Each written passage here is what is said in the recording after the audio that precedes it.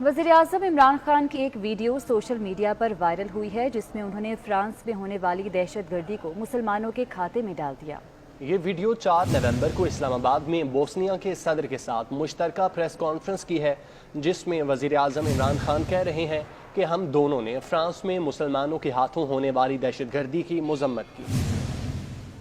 So discussed what's happening in France. Both of us condemned the terrorist acts by Muslims in France, like all countries would condemn them. That freedom of speech is not used as an to hurt the feelings of any religious community. جو بھی France کے اندر ہوا، غازی عبداللہ شیشان ہم اس کے ساتھ ہیں، جس نے مذمت کی اس پر لعنت۔ ہاں جی، جس نے کہا کہ دہشت گردی جو ہوئی ہے فرانس میں ہم اس کی مذمت کرتے ہیں، اس پر بھی لعنت، اس پر بھی لعنت، اس پر بھی لعنت، اس پر بھی لعنت۔